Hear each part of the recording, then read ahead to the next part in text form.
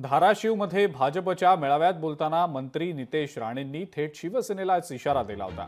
कुणी कितीही ताकद दाखवली तरी सगळ्यांचा बाप भाजपच आहे असं वक्तव्य त्यांनी केलेलं होतं। धाराशिव जिल्हा नियोजन समितीतल्या कामांना स्थगितीच्या मुद्द्यावर बोलताना नितेश राणेंनी हे वक्तव्य केलं होतं। त्यावर अनेक राजकीय प्रतिक्रिया देखील उमटल्यात। मुख्यमंत्र्यांनी सुद्धा आणि उपमुख्यमंत्र्यांनी सुद्धा यावर भाष्य केलेलं आहे, पाहूया।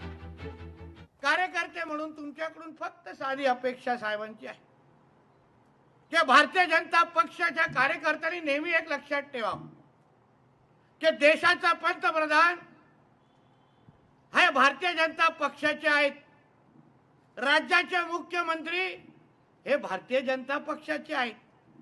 म्हणून हे कितीही कोणी इकडे तिकडे नाचले, कोणी इकडे तिकडे अगर ताकद दाखवली, पण शेवटी सगळ्यांचा बाप म्हणून भारतीय जनता पक्षाचाच मुख्यमंत्री बसलाय, हे प्रत्येकाने लक्षात ठेवा।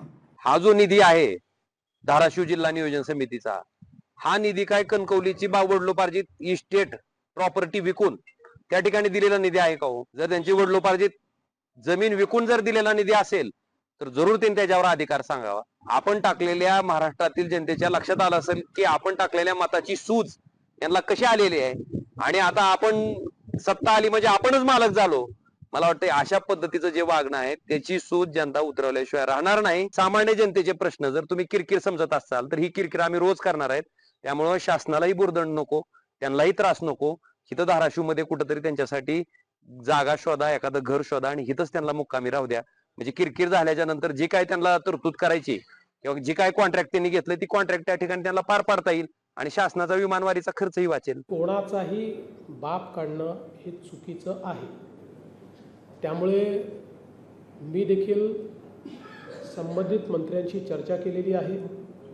त्यांनी स्वतः सांगितलं की माझ्या बोलण्याचा तो अर्थ नव्हता। मी त्यांना सांगितलं तुमच्या मनात काही अर्थ असला तरी परसेप्शनमध्ये जो अर्थ जातो तो राजकारणात महत्त्वाचा असतो।